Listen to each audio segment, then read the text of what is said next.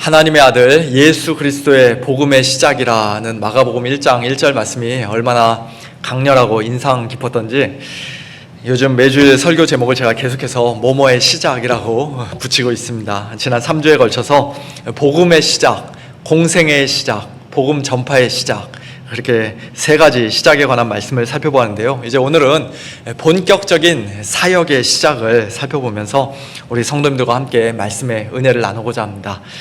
사실 예수님의 공생애를 시작하시며 세례를 받으시고 시험을 받으신 후 또 복음을 전파하기 시작하신 것이 이미 본격적인 사역의 시작이라고 할 수 있습니다만, 그러나 지난 주일 본문에서는 4명의 제자들을 부르시는 일종의 준비 과정도 포함되어 있었기 때문에 이제 오늘 본문에서부터 예수님의 사역이 좀 더 본격적으로 시작되었다고 할 수 있을 것 같습니다. 오늘 본문인 마가복음 1장 21절부터 34절까지 해서 우리는 예수님의 그 본격적인 사역을 크게 세 가지로 구분해 볼 수가 있는데요. 설교 제목에 소제목으로 붙여놓은 것처럼 가르치는 사역, 귀신을 내쫓는 축귀 사역, 그리고 병자를 고치는 치유 사역이 바로 그것입니다. 그 세 가지는 오늘 본문에서뿐만 아니라 앞으로도 계속 반복해서 등장할 예수님의 주된 사역들이기 때문에 그 사역들의 의미를 우리가 바르게 잘 이해하고 그 사역들을 하시는 예수님이 과연 어떤 분이신가 하는 것을 올바로 깨달으며 또 예수님께 합당한 반응을 보여드리는 것이 참 너무나도 중요합니다. 먼저 가르치는 사역부터 살펴보면요, 오늘 본문 21절 그들이, 즉 예수님과 네 제자들이 가버나움에 들어갔습니다. 그리고 예수님께서 곧 안식일에 그 가버나움에 있는 회당에 들어가 가르치셨다라고 그렇게 말씀합니다. 가버나움은 갈릴리 호수 북서쪽에 위치한 작은 어촌 마을인데요, 예수님의 갈릴리 사역의 본거지, 즉 본부라고 할 수 있는 마을입니다. 거기에는 예수님 당시에 어느 한 로마 백부장이 유대인들을 위해 세워준 회당이 하나 있었고요, 그 회당에서는 매 안식일에 유대인들뿐만 아니라 하나님을 경외하는 이방인들이 함께 모여서 하나님을 예배하고 또 하나님의 말씀을 듣는, 또 하나님의 말씀을 배우는 그런 모임을 가졌습니다. 그때 두루마리에 기록된 구약 성경 말씀을 펼쳐서 읽고 가르치는 일은 주로 그 마을에 사는 랍비, 서기관 또는 바리새인들의 역할이었지만, 굳이 마을 사람이 아니라도 회당장의 요청이나 허락을 받으면 방문객이나 외지인이라 할지라도 사람들 앞에 나가서 말씀을 가르칠 수가 있었습니다. 예수님이 바로 그런 경우이죠. 예수님은 원래 가버나움에서 활동하던 분이 아니셨음에도 불구하고 마가복음에서 사람들이 예수님을 부르는 가장 대표적인 호칭이 무슨 퇴마사나 의사가 아니라 선생님 이었을 정도로 예수님은 가르치는 일에 전문가시며 탁월한 성경 교사셨기에 가버나움 회당에서의 예수님의 첫 사역이 가르침이라는 것은 사실 전혀 놀라운 일이 아닙니다. 너무나도 당연한 일이라고 할 수 있습니다. 그날 예수님이 구체적으로 어떤 내용을 가르치셨는지 아쉽게도 마가복음에는 기록이 되어 있지 않지만 22절 뭇 사람이 그의 교훈에 놀랐다라고 마가는 가버나움 회당에 모여있던 사람들의 반응을 기록하고 있습니다. 깜짝 놀라고 경악하고 입을 다물지 못했다는 것입니다. 왜 그랬습니까? 이는 그가 가르치시는 것이 권위 있는 자와 같고 서기관들과 같지 않았기 때문이라고 말씀합니다.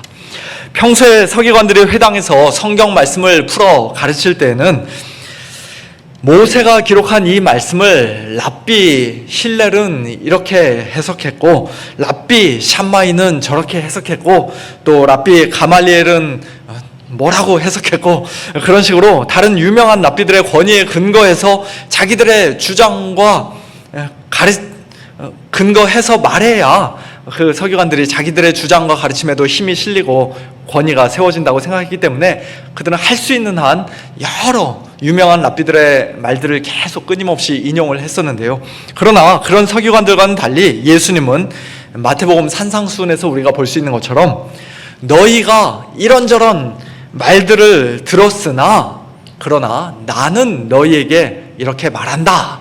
그런 식으로 예수님 자신의 권위를 가지고 분명히 확신 있게 말씀하셨던 것입니다. 산상수훈을 다 마치셨을 때 그 말씀을 들은 사람들의 반응도 오늘 가버나움 회당에 있던 사람들의 반응과 정확히 똑같았죠. 예수께서 이 말씀을 마치심에 무리들이 그의 가르치심에 논란이 이는 그 가르치시는 것이 권위 있는 자와 같고 그들의 서기관들과 같지 아니함일러라 라고 마태복음 7장 마지막 구절에서는 말씀합니다. 평소 수많은 랍비들의 다양한 해석을 끝없이 인용하고 나열하는 서기관들의 그 말을 들을 때는 너무 지겹고 지루하고 따분해서 꾸벅꾸벅 졸고 아무런 은혜도 받지 못했을 것이 분명한 일반 백성들이 권위 있는 예수님의 말씀을 듣자 난생 처음 들어보는 그 말씀에 정신 바짝 나고 깜짝 놀라는 것을 보면서 오늘날에도 설교 시간에 우리 성도님들이 졸거나 딴 생각하시는 것이 설교자들의 책임인 경우가 참 많이 있겠다라는 그런 생각을 해보면서 제 자신을 다시 한번 돌아보고 반성하게 됩니다. 하지만 예수님의 이 권위는 오늘날 설교자들이 함부로 흉내낼 수 있는 그런 것이 아닌 것 또한 사실입니다. 예수님은 성령으로 기름 부음을 받으신 그리스도로서, 특별히 우리의 참 선지자로서, 하나님의 영원한 말씀, 진리의 말씀 그 자체이신 분으로서 예수님 자신의 권위로 우리에게 하나님의 뜻을 계시해 주시고 가르쳐 주셨지만, 오늘날 설교자들은 자기 자신의 권위로 말하면 큰일 납니다. 성경 해석과 관련하여 다른 사람들이 그동안 뭐라고 어떻게 말했는지 전혀 신경 쓰지 않고 죄다 무시하고 오직 내가 말하는 것만 진리고 무조건 내 말만 믿어야 한다고 그렇게 주장하면 그게 바로 이단 사이비 교주가 되는 길이죠. 가르치는 사역에 영적인 권위를 덧입혀 주시는 성령님의 도우심을 오늘날의 설교자들과 또 교사들이 당연히 전적으로 의지해야 합니다만, 그러나 동시에 지난 수천 년 역사 가운데 성령님이 귀하게 들어 사용하셨던 다른 분들의 성경 해석에도 겸손히 귀를 기울이는 가운데 공교회적인 해석, 정통적인 해석을 최대한 존중하고 따라야 합니다. 그게 올바른 성경 해석이라고 할 수 있습니다. 예수님의 두 번째 사역은 귀신을 쫓아내는 축기 사역이었습니다. 예수님이 가버나움 회당에서 사람들을 가르치실 때 마침 그 회당 안에는 더러운 귀신 들린 사람이 한 명 있었는데요. 그 귀신이 갑자기 소리를 지르며 말합니다. 나사렛 예수여, 우리가 당신과 무슨 상관이 있나이까? 우리를 멸하러 왔나이까? 나는 당신이 누구인 줄 아노니 하나님의 거룩한 자니이다. 놀라운 말을 그가 했습니다만, 그러나 예수님은 귀신의 그 말에 맞다 틀리다 대꾸하지 않으시고 그 귀신을 단호하게 꾸짖으며 말씀하십니다. 잠잠하라! 입담을 하는 것이죠. 그리고 그 귀신에게서, 그 사람에게서 나오라! 명령하셨습니다. 그러자 더러운 귀신이 그 사람에게 경련을 일으키고 큰 소리를 지르며 나왔습니다. 똑같은 사건을 기록하고 있는 누가복음 4장에서는 귀신이 그 사람을 무리 중에 넘어뜨리고 나오되 그 사람은 상하지 아니하였다라고 말씀합니다. 단순히 귀신을 쫓아내는 게 목적이 아니라 귀신에게 그동안 마치 포로처럼 잡혀있던 그 사람을 안전하게 구출해내시고 다시 온전히 회복시켜 주시는 게 예수님의 더 큰 목적이었음을 우리는 누가복음 이 말씀을 통해서 알 수가 있습니다. 어쨌든 예수님께서 그 귀신을 단번에 쫓아내시자 회당 안에 있던 사람들은 방금 전보다 분명 더 크게 놀랐을 것입니다. 27절, 다 놀라 서로 물어 이르되 이는 어찌미냐? 권위 있는 새 교훈이로다. 더러운 귀신들에게 명한즉 순종하는도다 라고 사람들이 말합니다. 사실 사람들이 놀란 이유는 단순히 귀신이 쫓겨났기 때문만은 아니었는데요. 왜냐하면 그 당시 유대인들 중에서도 엑소시스트라고 불리는 일종의 퇴마사들이 있었기 때문입니다. 하지만 그들은 특정 기도문을 마치 주문처럼 외우거나 하나님이나 솔로몬 왕 같은 어느 누군가의 이름을 부르거나 어떤 의식이나 주술을 행하거나 무슨 신성한 물건이나 부적 등을 사용해서 귀신을 쫓아내려고 했던 반면에 예수님은 잠잠하라, 그 사람에게서 나오라는 그 말씀만으로, 단지 명령만으로 귀신을 쫓아내셨기에 그것을 본 사람들이 다 깜짝 놀라면서 예수님의 그와 같은 축기 사역을 가리켜 권위 있는 새 교훈이라고 말했던 것입니다. 권위 있는 예수님의 가르침 따로, 또 귀신을 쫓아내는 축기 사역 따로, 그렇게 따로따로가 아니라, 그 두 가지가 아무 상관없는 것이 아니라 귀신을 명령하여 쫓아내신 그 놀라운 기적이 곧 방금 전 예수님이 가르치셨던 그 모든 교훈의 신적인 권위와 진실성을 다시 한번 새롭게 확증해주는 역할을 했다는 것입니다. 그러므로 오늘날 하나님의 말씀과는 아무 상관없이 일어나는 어떤 신비한 이적이나 놀라운 기적들에 대해서는 우리가 미혹되지 않도록 잘 분별하고 늘 조심해야 합니다. 결론적으로 예수님의 축기 사역은 사탄 마귀보다, 더러운 귀신들보다 훨씬 더 강한 자로 이 땅에 오신 예수님께서 마귀의 일을 멸하시고 흑암의 세력을 쫓아내시고 당신의 백성들을 온전히 구원내시는 왕으로서의, 하나님 나라의 왕으로서의 그 신적인 권위와 능력을 분명히 보여주시는 그와 같은 사건이라고 할 수 있습니다. 그리고 그로 인해 예수님에 대한 소문이 28절 말씀처럼 곧 즉시 온 갈릴리 사방에 퍼지게 되었는데요. 회당 안에 있던 그 사람들이 예배 끝나자마자 이제 밖에 나가서 아마 동네방네 다 소문을 내고 다녔던 것 같습니다. 예수님의 세 번째 사역은 오늘 본문 29절 이하에 기록되어 있는 것처럼 병을 고치시는 사역이었습니다. 예수님께서 회당에서 나와 곧 야고보와 요한과 함께 시몬과 안드레의 집에 들어가셨는데요. 마침 시몬의 장모, 시몬 베드로의 장모가 열병으로 누워 있었고 사람들은, 제자들은 곧 그 여자에 대하여 예수님께 말씀드렸습니다. 뭐라고 말씀드렸을까요? 예수님, 제발 좀 도와주세요. 우리 장모님 좀 고쳐주세요. 우리 베드로 장모님 고쳐주세요. 다른 제자들도 그렇게 말했겠죠.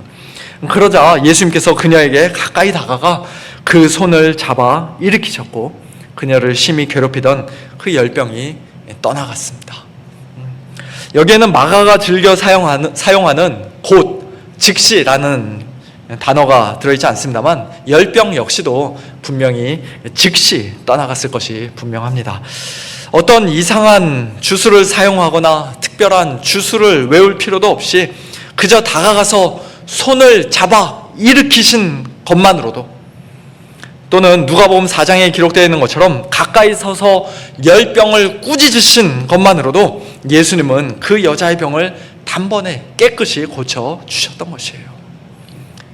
귀신을 쫓아내신 축기 사역과 마찬가지로 이런 치유 사역 역시도 예수님의 신적인 권위와 하나님 나라의 왕으로서의 능력을 나타내신 것일 뿐만 아니라 한 걸음 더 나아가 당신의 백성들을 불쌍히 여기시고 동정해 주시고 그들의 기도를 들어 또 하나님 아버지께 간구해 주시고 그들의 연약함을 도와주시는 참된 제사장으로서의 긍휼을 우리에게 보여주신 것이라고 할 수 있을 것입니다.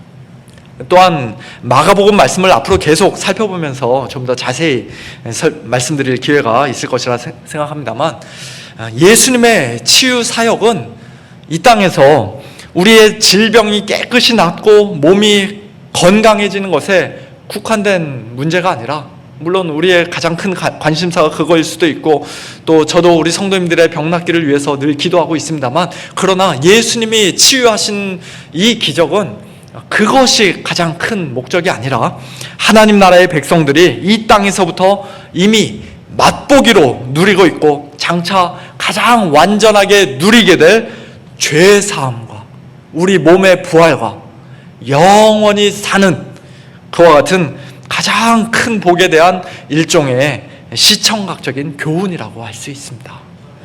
치유사역 그 자체가 목적이 아니라 그것을 통해 예수님께서 우리에게 가르쳐 주시고자 하시는 훨씬 더 크고 중요한 교훈이 있다는 것이에요. 계속해서 이어지는 32절 이하의 말씀에서는 예수님이 회당에서 사람들을 가르치시고 귀신을 쫓아내시고 시몬의 집에서 장모의 병을 고쳐주시느라 무척 바쁘셨을 것이 분명한 그 안식일이 드디어 끝나고 이제 저물어서 해가 질 무렵, 유대인들의 날짜 계산으로는 안식일 그 다음 날인데요, 마치 안식일이 끝나기를 기다리고 있었다는 듯이 사람들이 모든 병자와 귀신 들린 자를 예수님께로 데려오는 장면이 기록되어 있습니다. 온 동네 병자들과 귀신 들린 자들이 예수님이 지금 거하고 계신 그 시몬의 집 문 앞에 모이자 예수님은 각종 병이 든 많은 사람을 고쳐주셨고 많은 귀신을 내쫓으셨습니다. 하지만 귀신이 예수님을 알고 있기 때문에 그 말하는 것을 아까 회당에서와 같이 허락하지 않으셨다라고 그렇게 말씀합니다. 솔직히 저도 그렇고 오늘날 많은 목회자들은 주일 예배를 드리고 또 다른 모든 사역들을 다 끝마친 시간인 주일 오후 시간, 주일 저녁 시간이 가장 마음 편하게 쉴 수 있는 시간이라고 그렇게 느껴지는데요. 안식일이 끝난 후에 어떤 면에서는 더 본격적으로 더 활발하게 사역하시는 오늘 예수님의 모습을 보면서 저의 그런 안일한 모습을 참 다시 한번 회개하지 않을 수가 없었습니다. 또한 오늘 본문에서는 예수님께서 병자를 고치시는 것과 귀신을 쫓아내시는 것, 그 두 가지 사역을 확실하게 구분하고 있는 것을 우리가 볼 수 있는데요.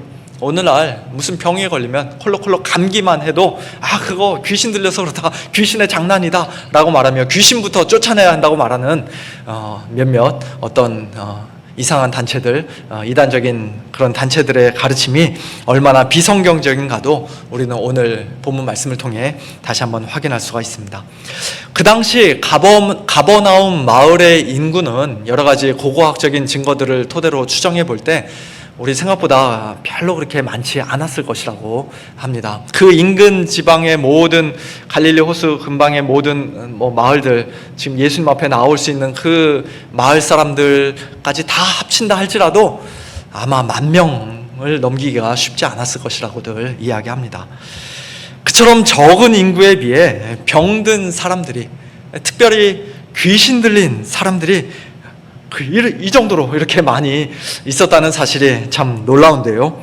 그만큼 하나님 나라의 여명이 환하게 밝아오기 직전 갈릴리 지역이, 더 나아가 이 세상이 얼마나 어두운 흑암의 땅이었으며 귀신들로 아주 득실거리는 끔찍하고 소망 없는 땅이었는지 우리에게 잘 보여주시는 말씀이라고 할 수 있을 것입니다. 이제 말씀을 정리해 보자면 오늘 본문에서 예수님은 세 가지 사역, 즉 가르치시고 귀신을 쫓아내시고 병자를 고치시는 그 세 가지 사역을 통해 자신이 곧 성령과 능력으로 기름 부음을 받으신 메시아 그리스도이심을, 다른 말로 하면 우리의 참된 선지자이시오 하나님 나라의 왕이시오 우리를 긍휼히 여겨주시고 우리를 도와주시는 진정한 제사장이심을 우리에게 분명히 보여주셨습니다. 그와 같은 예수님께 우리는 과연 어떻게 반응을 해야 마땅할까요? 오늘 본문에 등장하는 많은 사람들과 귀신들은 예수님께 어떤 식으로 반응했습니까? 먼저 사람들의 가장 두드러진 반응은 우리가 이미 살펴보았던 것처럼 깜짝 놀라는 것이었습니다. 회당 안에 있던 모든 사람들은 예수님의 권위 있는 가르침을 듣고 깜짝 놀랐고, 귀신을 명령하여 쫓아내시는 예수님의 그 권위를 보고 또다시 깜짝 놀랐습니다. 그래서 그들은 예수님에 관한 소문을 온 갈릴리 사방에 퍼뜨렸고 당장 그날 저녁 모든 병자와 귀신 들린 자를 다 예수님 앞에 데려오기까지 했습니다. 그런데 한 가지 이상한 것은 그렇게 깜짝 놀라 예수님에 관한 소문을 열심히 퍼뜨리고 또 많은 사람들을 예수님께로 데리고 왔던 그들이 예수님을 참되게 믿었다는 말은 오늘 본문에 없다는 것이에요. 그들이 예수님께 순종했다는 말도 없고 예수님께 수종 들었다는 말도 없습니다. 즉 그들의 그 놀람은 그들이 여지껏 한 번도 들어보지 못했던 말을 듣고 한 번도 보지 못했던 신기한 일을 보았던 것 때문에 생긴 그저 인간적이고 본능적인 놀라움이었을 뿐 그 이상도 그 이하도 아니었던 것입니다.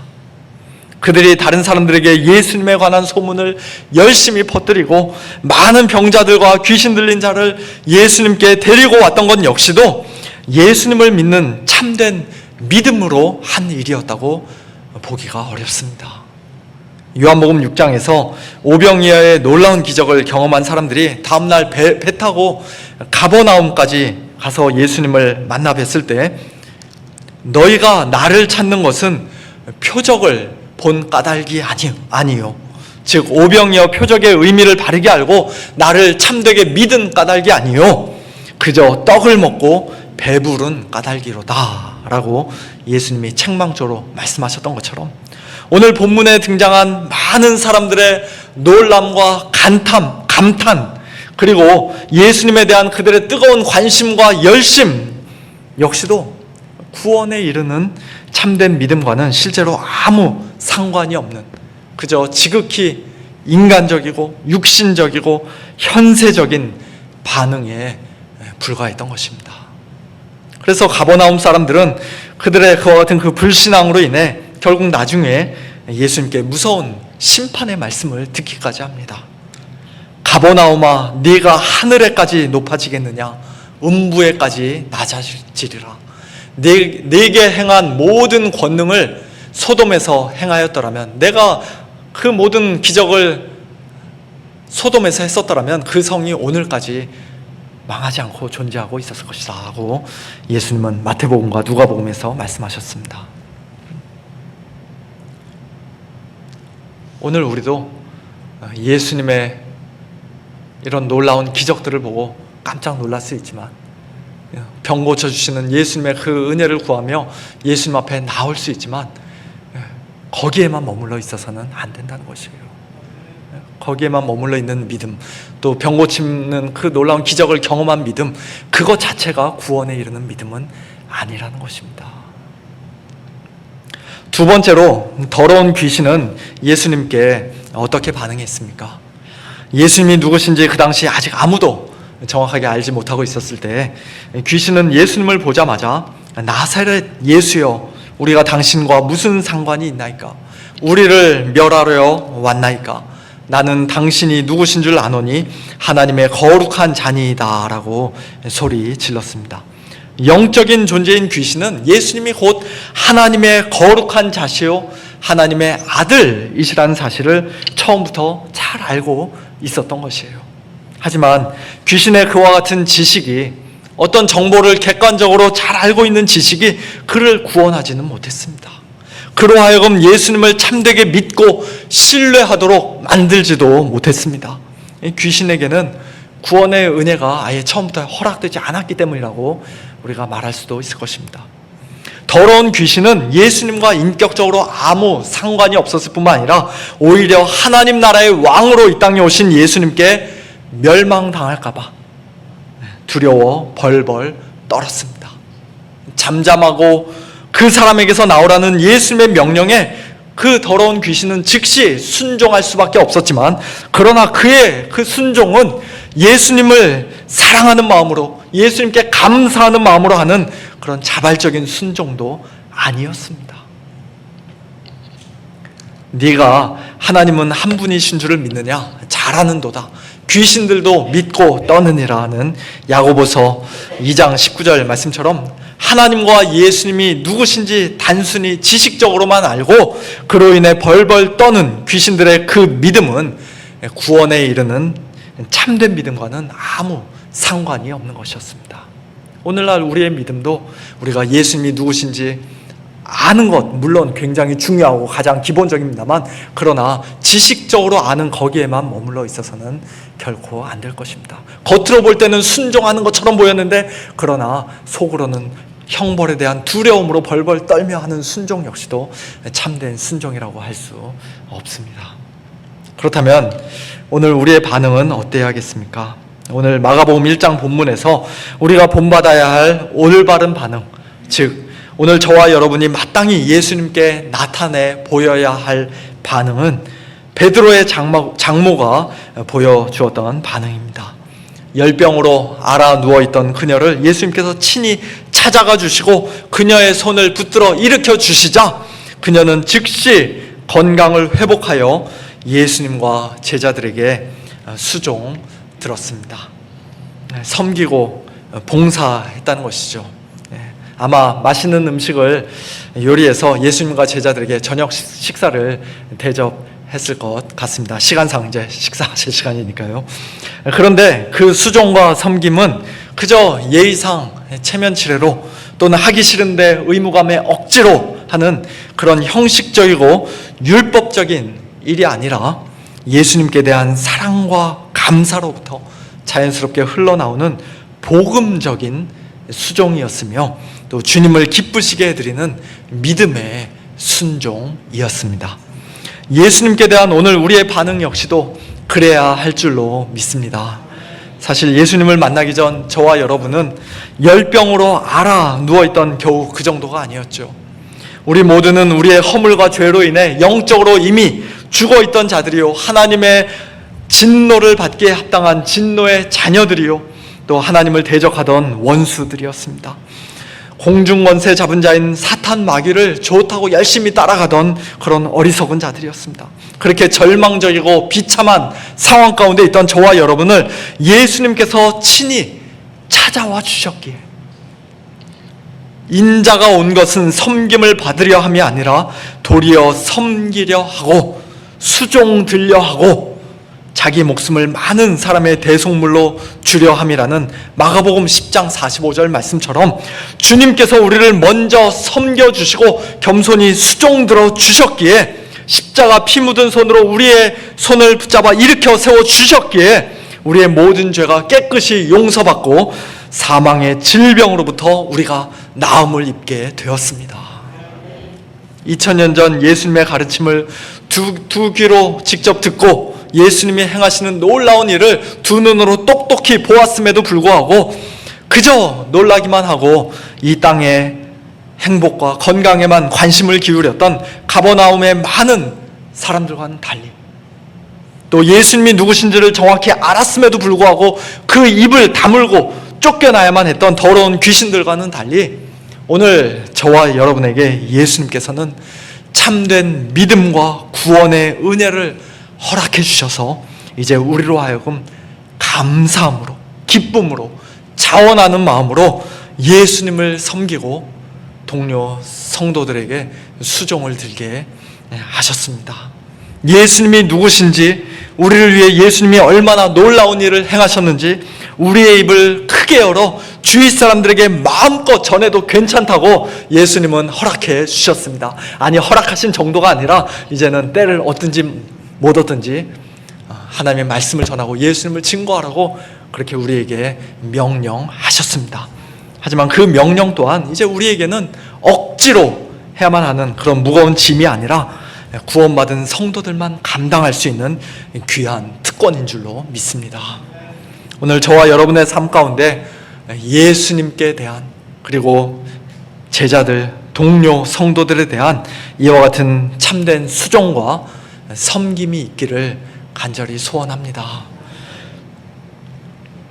거짓 없는 믿음으로, 구원의 은혜에 대한 감사함으로, 주님께 대한 뜨거운 사랑으로 행하는 참된 순종의 열매가 저와 여러분의 삶 가운데 아름답고 풍성하게 맺혀지기를 간절히 소원합니다.